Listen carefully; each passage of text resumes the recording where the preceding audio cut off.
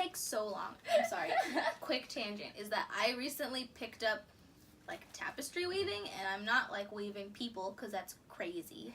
I don't know how those medieval people did it. They weaved these elaborate wall covering tapestries of like the king and the queen and whatever. Like in Merida, like the tapestry of like someone had to weave that. And now that I kind of know like how it works, how do you do that? I just weave like blobs, you know, and play with texture and stuff. So I think it's still an art form on its own, but like the way they used to do it, how many hours off your life did that take you? Took me like 5 hours, and that's why I got through so many chapters of the Raven Boys just listening to it, because I'm just weaving and taking stuff out, you know, and everything was slower in the olden days. God, it's the old days.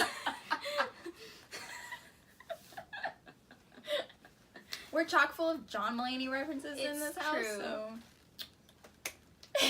it's kind of my talent. Not to brag. Some people can quote Shakespeare. We can quote John Mulaney. Hey, Internet. I'm Annie. I'm Izzy, and welcome to Twisty Tea Talks. It's been a while. Yeah, it's been a sec. Today we're gonna be talking about some books that we are currently reading or just finished. Yeah. Am I going first? Sure. Okay. You can go first. So I started reading The Raven. What is it called? It's like The Raven Cycle. Yes. Is like the whole 4 books. Yeah. The first one's like The Raven Boys. Mm-hmm. It sounds so like YA. Yeah. Yeah. It's kind of very strange. Yeah. But it's so good. Like, okay, so I tried reading it sometime last year, and I did not get very far.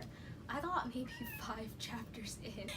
The beginning of the book is fairly slow just because my take on it is that she has separate groups of characters, and you know that they intertwine at some point, but it takes so long for them to just get together. And it's not even like kiss, kiss, kiss. It's just please acknowledge each other. Yeah. Because she has Blue, and then the Psychics, and then she has Gansey and his boys, and then kind of like a subgroup is Welk and his dead best friend, and he's probably like lingering in the back there. And it just takes until like chapter like 20 or something for them to like officially get together and start looking for Glendower and stuff. But I recently discovered the glory that is audiobooks. I honestly thought they were kind of crap. I love audiobooks. For a while. And then I was like, you know what? Maybe I'll just try it because I cannot sit there and read this. It's so slow. So, you know, I looked on YouTube. Thank you, YouTube. And yeah, so I got through 15 chapters just sitting there and listening to the audiobook, which is, when I normally read it, I probably get through like 2 chapters. Yeah. And I'm just like, oh, I'm done. Yeah. You know, but yeah. But the audiobook is great. I always find that as a good alternative to books that you like really want to read but you're having trouble with. Yeah. Like just listening to it while you like clean the house, or like I do that a lot when I'm like cleaning or like washing dishes at night, or like folding clothes. It's really a good thing to just stick in your ears. And the library, you can get audiobooks at the library with a library card. And there's a little app. I think I owe like $30 on my library card. You can pay that first. Pay whatever you owe to the library, then you can do that. Exactly. I know that they're kind of a thing of the past, but like you can still get good stuff at a library. I know. I appreciate libraries. It's just like sometimes I love books so much I don't want to give it back. Yes. But I also don't want to spend $20 on a hardcover. So that's a whole nother story. Oh yeah. But I don't know if all libraries have this. They probably do. But like my library has like a bookstore. So like the really damaged books, or books that I don't know, like really old books, people haven't reached for, like those trashy romance novels, and it's like 25 cents, 50 cents for a book. Yeah. And so sometimes you find some really cool stuff, like some Shakespeare stuff. And I have a couple that I got from there. They love Shakespeare. Yeah, so what book did you just finish? Okay, so speaking of Shakespeare, I just finished a book called If We Were Villains by M.L. Rio. So it's basically about these 7, like, not adults, but there's 7 people in their 4th year at this conservatory for the arts, and they are the theater students, and they study only Shakespeare. It's all they do. So they study Shakespeare, and it's about their final year and, like, the tensions that arise. And because of the competitiveness in there, there's only 7 of them. It's very small. It's a very small group of people, and it's very, like, full of tension, and it's great. And it's told from the perspective of one of the students named Oliver. 10 years later, he just got out of jail. You don't know what happened their 4th year at the beginning of the book, and you don't know why he's even in jail. Yeah. But he's telling his story to the detective because he just wants to know. The detective is retiring, and he just wants to know what happened. Yeah. And so it's not like he just really wants to know. And finally, he's like, "I'll tell you what happened." Because he knows he didn't do it, right? Yeah. Yeah. So it's like you go into the book with a pretty good idea that he wasn't supposed to be in jail. So it's about finding out why he was arrested, why he had to live for 10 years in jail. And it's really interesting. The dynamics are fascinating, and it's funny. It's really heartbreaking at times. It's a love letter to Shakespeare, which is great because Shakespeare, while in like contemporary times, it's kind of hard to understand what he's saying. It is hard. It's hard to understand. So even if you don't understand like every single word, the thing about Shakespeare is the way that he tells it, you can still understand what's happening, and you can still feel everything. There's an essence. It's just so beautifully written, and I feel this book like helped me to like realize that almost. Like it reaffirmed why I like love those stories so much. A great novel just for the Shakespeare alone, even if you don't care about like the mystery, the amount of Shakespeare that is in that book is just, it's really great if you love Shakespeare. Yeah. If you love those stories, because they're sad and happy and funny and really great, and that's why he's still relevant today. Yeah, and you listen to it like via audiobook, right? Yes, I listened to it via audiobook.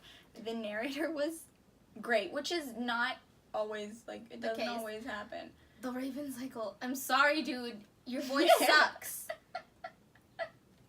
He does this, when he talks as Blue, he does this like a mild, I don't picture her as mild, but like, but when she like says something with the boys, it's like, oh, well, like, I don't like it! I feel like every male narrator makes their female Persephone sounding like, they sound so weird. fake.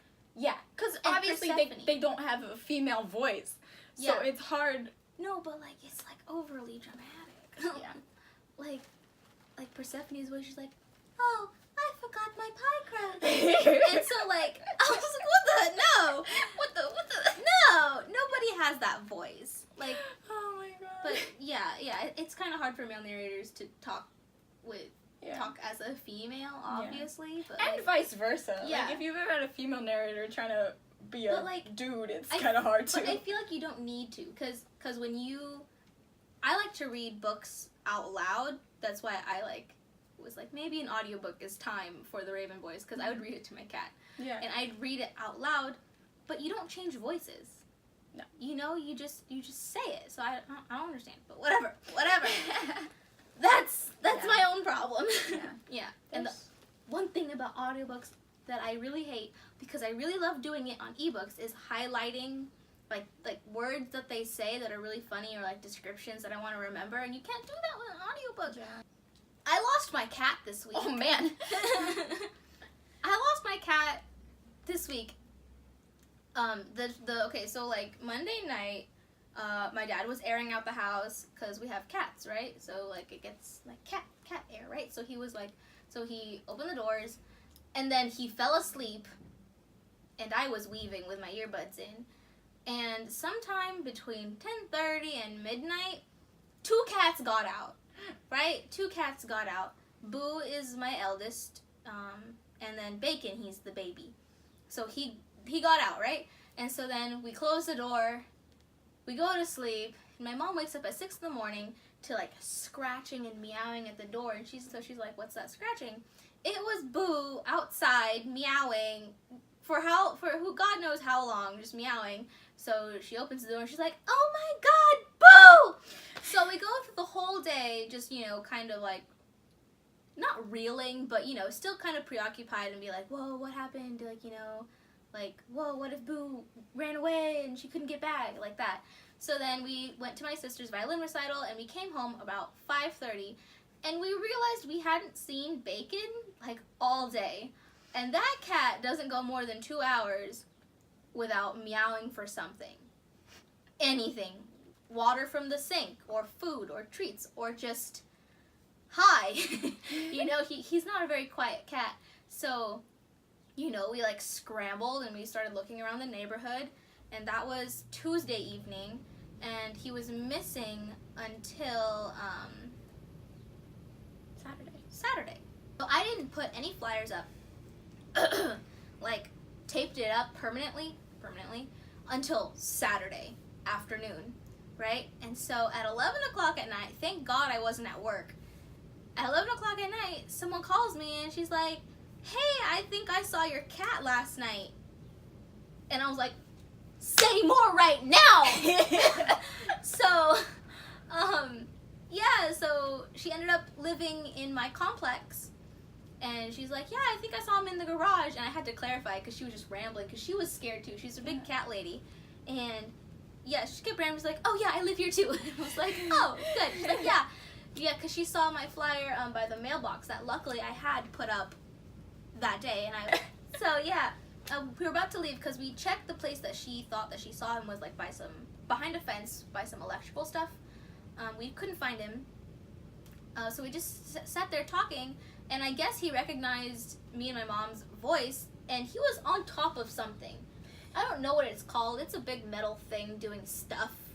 And between that top thing and there was probably like a vent, he was just crouching there, I guess, and he heard us and he had stuck his head out. Meow! He started screaming and crying. He's like, I'm here! Take me home! He was so dirty. I was like, oh my gosh, that's him. And then I got closer and we're trying to get him in the carrier, and I saw his leg, and it was a different color, and I was like, wait, maybe it's not him. It's just because he was really dirty. Like, he was so dirty, his white fur looked gray, and his gray part looked black. He was so dirty. But his nose was really bright pink. It was a very bright pink. So yeah, we got him in, and, yay!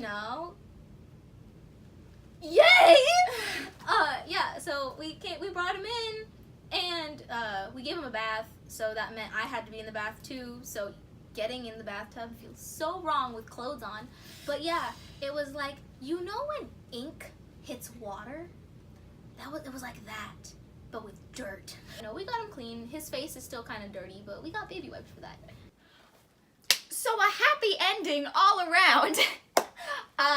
Go read these books that we recommended because they're excellent. And that's all we have for today. Yeah. So, cool. Goodbye, Internet. Bye. Drink your water. It's hot outside. That's important. Yes. Don't let tensions lead to murder. Yeah,